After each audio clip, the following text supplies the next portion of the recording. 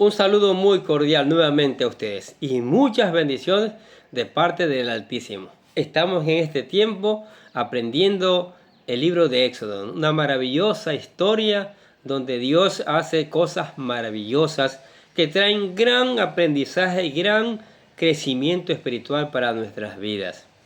Hoy vamos a hablar que Moisés huye de Egipto. Han pasado ya años. Ya Moisés ha crecido en la corte, se ha hecho un gran hombre, un hombre con ciencia, con conocimiento, que sabe varios idiomas, inclusive bien preparado, refinado, ¿sí? Pero entonces se acercan ya para ir cumpliendo los planes de Dios, ¿sí?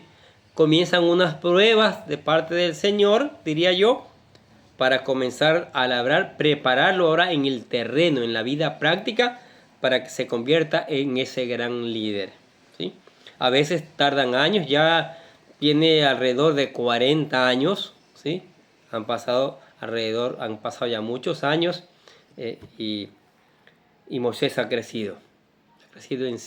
Insistimos en ciencia, en conocimiento, en estrategias de guerra, ¿sí? Sabe muchas cosas Moisés. Ahora Dios tiene que llevarlo al terreno, a la práctica, para pulirlo más todavía. Entonces, por hoy le hemos llamado en el tema 5 que Moisés huye de Egipto. Vamos a ver por qué razón. Y para eso vamos a leer Éxodo capítulo 2, versículo del 1 al 24. Póngale atención a esta lectura. En aquellos días sucedió que creció ya Moisés. Salió a sus hermanos, ya había en su corazón, creo, algo con los hebreos, ¿no? Tal vez parecido, tal vez el sentir en su corazón. Y los vio en duras tareas. Se comienza a fijar. Dios le hace hacer esto. Y observó a un egipcio que golpeaba a uno de los hermanos, de los hebreos, sus hermanos. Entonces miró a todas partes y viendo que no parecía nadie, mató al egipcio y lo enterró en la arena. Mire, ya Moisés comienza a pasar por pruebas. Tiene que matar a un egipcio que estaba atormentando, maltratando a un hebreo.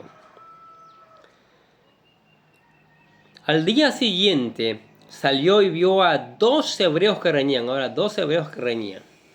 Entonces dijo al que maltrataba al otro: ¿por qué golpeas a tu prójimo? Y él respondió: ¿quién te ha puesto a ti por príncipe y juez sobre nosotros? ¿Piensas matarme como mataste al egipcio? ¡Wow! Sí lo habían visto, sí sabían. Sí lo vieron matar.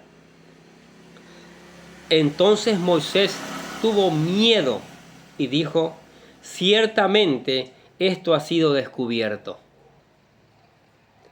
Oyendo Faraón acerca de este hecho, procuró matar a Moisés. Imagínate, no le importó que fue criado durante toda su vida en el palacio. Pero Moisés huyó de delante del Faraón. Tiene que defender su vida. Y habitó en tierra de Madián, dice.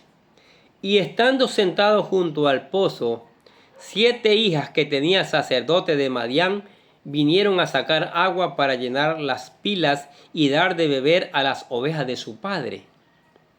Mas los pastores vinieron y las echaron de allí. Entonces Moisés se levantó y las defendió y dio a beber a sus ovejas. Y volviendo ellas a Reuel, su padre, él les dijo: ¿por qué habéis venido hoy tan pronto? Ellas respondieron: un varón egipcio nos defendió de la mano de los pastores y también nos sacó el agua y dio de beber a las ovejas. Y dijo a sus hijas: ¿dónde está? ¿Por qué habéis dejado a ese hombre? Llamadle para que coma. Y Moisés convino en morar con aquel varón, y él dio su hija Séfora por mujer a Moisés. Y ella le dio a luz un hijo, y él le puso por nombre Gersón, porque dijo: forastero soy en tierra ajena. Y aconteció después de muchos días murió el rey de Egipto, y los hijos de Israel gemían a causa de su servidumbre, y clamaron, y subió a Dios el clamor de ellos con motivo de su servidumbre. Y oyó Dios el gemido de ellos, y se acordó de su pacto con Abraham, Isaac y Jacob. ¿Qué les parece? Los planes de Dios. Mire cómo se va formando Moisés ya. ¿Sí? Tiene que huir. Cuidar su vida. ¿Sí? Pero todo es el propósito de Dios. A Madián llega. Allí encuentra a su compañera. A esa compañera que le ayuda mucho en esta tarea de liberar al pueblo de Israel. Pero él todavía no sabe nada. Todavía no sabe nada. Ni idea de lo que se le viene por delante. Pero bueno.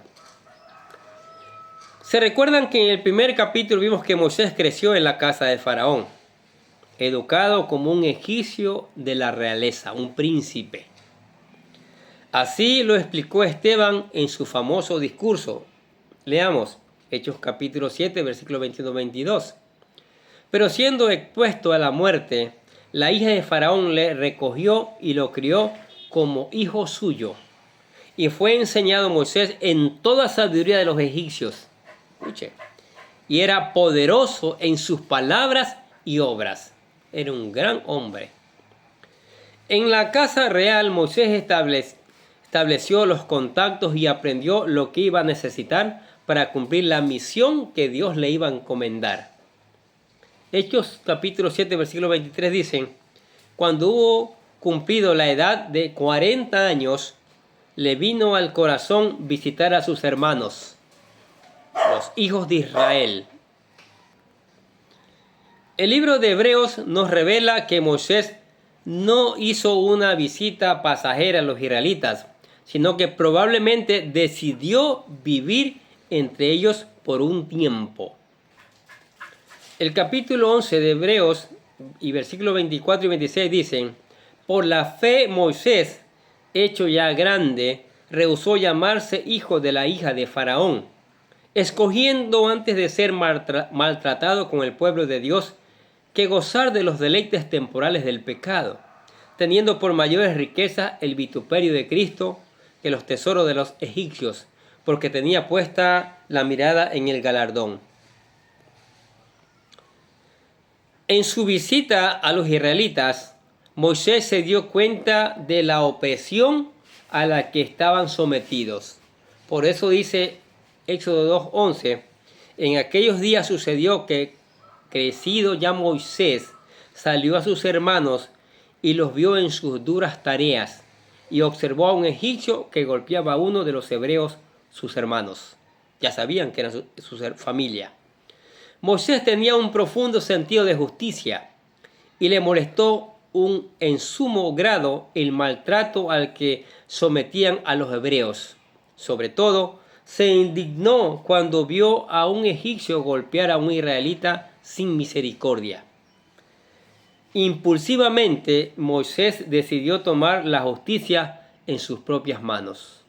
Por eso dice Éxodo 2:12, entonces miró a todas partes y viendo que no parecía nadie, mató al egipcio y lo escondió en la arena. Moisés miró a su alrededor porque sabía que lo que iba a hacer no era correcto. La acción de Moisés no era justicia, sino un acto de venganza. Sabemos que la venganza a manos propias no es justicia, ya que la retribución debe venir de las autoridades y no de cualquier hombre. La Biblia es clara en enseñar que la venganza es de Dios y no debe hacerse en manos propias, como dice Romanos 12:19, Deuteronomio 32:35 y Hebreos capítulo 10, versículo 30. Leamos lo que dice Hechos capítulo 7, versículo 24 y 25. Y al ver, dice, a uno que era maltratado, lo defendió, e hiriendo al egipcio, vengó al oprimido. Pero él pensaba que sus hermanos comprendían que Dios les daría libertad por mano suya. mas ellos no lo habían entendido así. Aparentemente Moisés ya tenía en su corazón la idea de ser el libertador de Israel. Aparentemente. Sin embargo, el pueblo no estaba preparado para reconocerlo como tal. Lejos de agradecerle que eliminara a un enemigo, le reclamaron. Versículos 13 y 14 del capítulo 2 de Éxodo dice: al día siguiente salió y vio a 2 hebreos que reñían. Entonces dijo al que maltrataba al otro: ¿por qué golpeas a tu prójimo? Y él respondió: ¿quién te ha puesto a ti por príncipe y juez sobre nosotros? ¿Piensas matarme como mataste al egipcio? Entonces Moisés tuvo miedo y dijo: ciertamente esto ha sido descubierto. El único testigo de lo que Moisés había hecho fue el israelita a quien libró del abuso. Pero lejos de mostrar agradecimiento, el esclavo divulgó la noticia del asesinato y la noticia llegó al rey, al faraón. Dice el 2.15: oyendo Faraón acerca de esto, procuró matar a Moisés, pero Moisés huyó de delante de Faraón y habitó en tierra de Madián. Mire, en lugar de ser libertador, Moisés terminó siendo un fugitivo, prófugo de la ley. Seguramente Dios le había puesto en su corazón el deseo de ser procurador de justicia y libertador de su pueblo. Pero Moisés todavía tenía muchas cosas que aprender antes que Dios le encomendara tan grande tarea. Aunque huyó, Moisés no perdió su fe, como dice Hebreos 11:27. Ahora, no hay duda que Moisés era un justiciero, ya que volvió a mostrar esta inclinación en el desierto. El del capítulo 2, versículo 16 y 17 dice: y estando sentado al pozo, 7 hijas tenían el sacerdote, que tenía el hijo el sacerdote de Madián, vinieron a sacar agua para llenar las pilas y dar a beber a las ovejas de su padre. Mas los pastores vinieron y las echaron de allí. Entonces Moisés se levantó y las defendió y dio a beber a sus ovejas. En esta ocasión, su acto de justicia le abrió las puertas. El primero le cerró las puertas, tiene que huir. Aquí le abre las puertas increíblemente. Escuche lo que dice el versículo del 18 al 20 de Éxodo 2. Y volviendo a ellas, Reuel su padre, él les dijo: ¿por qué habéis venido hoy tan pronto? Ellas respondieron: un varón egipcio nos defendió de la mano de los pastores y también nos sacó el agua y dio de beber a las ovejas. Y dijo a sus hijas: ¿dónde está? ¿Por qué habéis dejado a ese hombre? Llamadle para que coma. Moisés no solo fue invitado a comer, sino que eventualmente fue adoptado como parte de esta familia. Allí formó su propia familia. Maravillosos los planes de Dios. Diga conmigo: maravillosos los planes que Dios tiene para mi vida. Por eso le buscaré, por eso le obedeceré su palabra. Maravillosos los planes de Moisés, dice el versículo 21 y 22 de Éxodo capítulo 2. Uno se alegra, se emociona con esta maravillosa palabra. Y Moisés convino en morar con aquel varón, y él le dio a su hija Séfora por mujer a Moisés. Y ella le dio un hijo, y él le puso por nombre Gersón, porque dijo: forastero soy en tierra ajena. Tal vez Moisés llegó a pensar que él viviría tranquilamente en Madián por el resto de su vida, pues allí vivió los próximos 40 años. Pero como veremos en el resto del libro, Dios no se había olvidado de los propósitos que tenía para él. Su estadía en Madián era solo una etapa de entrenamiento, pues allí aprendió a tener paciencia, humildad y a cuidar ovejas. Virtudes que le serán muy útiles después, pero su misión más importante estaba aún por venir. Mire, 40 años en la corte, 40 años en el desierto, y va a ver que 40 años más en ese proceso de liberación del pueblo de Israel. Los procesos de Dios a veces tardan un poco, pero son maravillosos. Mientras Moisés aprendía sus lecciones en el desierto, los israelitas también aprendieron lo suyo en Egipto.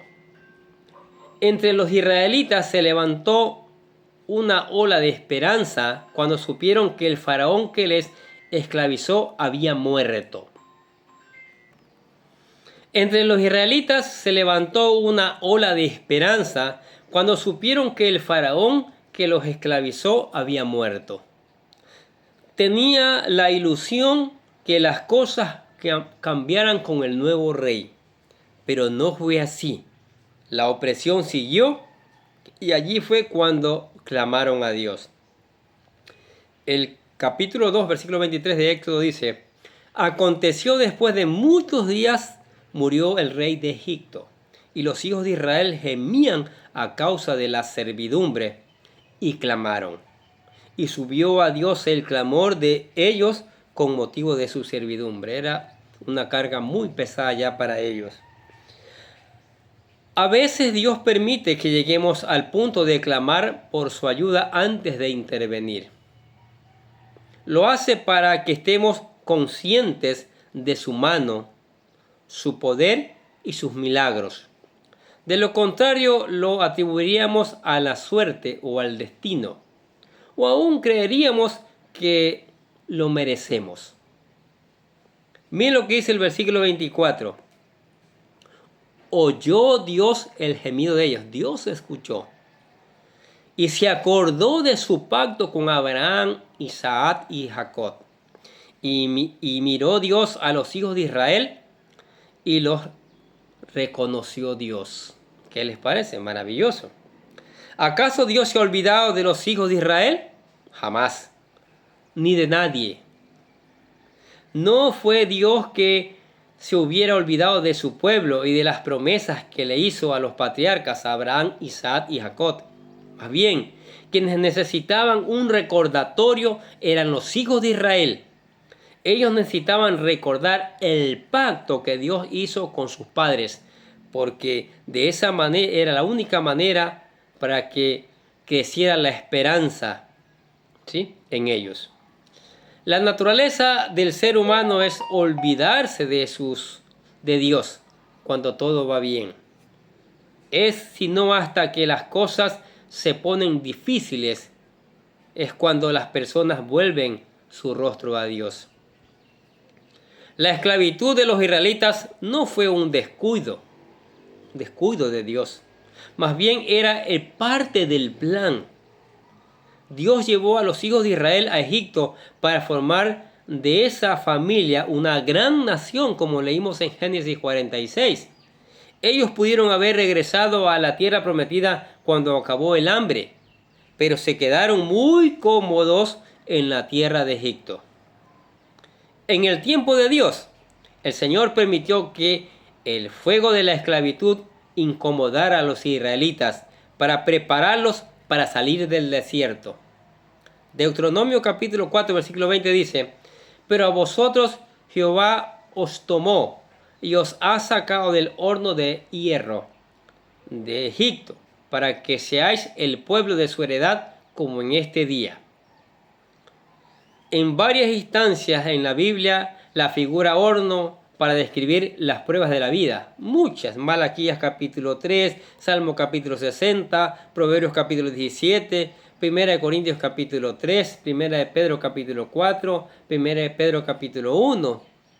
Es una metáfora muy significativa, ya que el horno sirve para purificar lo que es valioso, oro y plata, quemando en el proceso las impurezas, paja y escoria. De la misma manera, Dios permite que pasemos por aflicciones para que a través de esas pruebas aprendamos lo que es realmente de valor y salga en evidencia lo que no sirve. Jehová Dios llevó a su pueblo a un punto en que ellos se dieron cuenta de que necesitaban al Señor y por eso clamaron a Él y Dios les respondió. Mire, La vida no es así, color de rosas nomás. Dios permite estas pruebas para que crezcamos en conocimiento y en sabiduría y sobre todo para que nos acerquemos a Él, porque cuando todo está bien como que nos olvidamos de Él. Y son lecciones maravillosas que nos enseña esta palabra. Esta palabra donde vemos que Moisés tiene que huir ya. Donde Moisés pasa por un proceso de pruebas porque el Señor lo sigue puliendo para prepararles, para hacerlo un gran líder. Y asimismo hace con nosotros para hacernos grandes hombres y mujeres para que honremos a Él y demos buen testimonio en esta sociedad. Qué maravillosa que es la palabra del Señor. Ahora dirá usted, yo quiero ser también parte de ese pueblo del Señor. Un maravilloso deseo y puede serlo buscando al Señor con todo su corazón. Aquí le presentamos lo que llamamos la oración de fe para que lo acepte al Señor con todo su corazón. Dice, querido Dios, sé que soy un pecador y que nada de lo que hago puede hacerme ganar el cielo o la vida eterna. Creo que Jesucristo murió por mí, derramando su sangre para lavar todos mis pecados para ser redimido, y que se levantó de la tumba al tercer día. Ahora mismo lo recibo como mi Salvador personal, confiando solamente en Él como mi único camino al cielo. Señor Jesús, séllame y lléname con tu Espíritu Santo, y escribe mi nombre en el libro de la vida para ser salvo. Y decimos, gracias, amado Padre Celestial, por regalarme la vida eterna.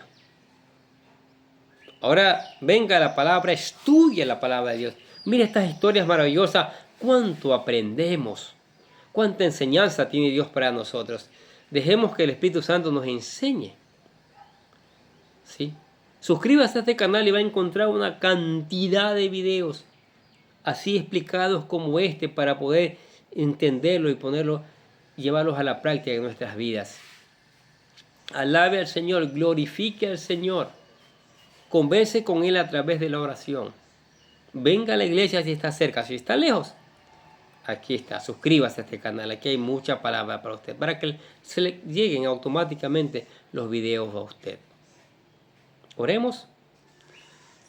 Padre, te damos gracias por tu maravillosa palabra, cuánto nos enseña, cuánta enseñanza valiosa para nuestras vidas, mi Dios, encontramos acá. Gracias por regalarnos tu palabra, Señor. Bendecimos tu nombre, bendecimos tu palabra. Pedimos que esta tu palabra no vuelva vacía, que esta palabra convierta los corazones, las almas de los oyentes, mi Dios. Que muchas personas vengan a tus pies por causa de esta palabra, Señor. Te lo rogamos en el nombre de Jesús y decimos amén. Y los bendecimos a ustedes que escuchan la palabra de Dios. Sigamos escuchando, sigamos reenviando esta palabra a otros. Sigamos reenviando que esta palabra convierta el alma. Esta palabra, ¿sí? Traiga cambio, Señor, para gloria del Señor y para testimonio de este mundo. A ustedes les deseamos que tengan un día lleno de bendiciones.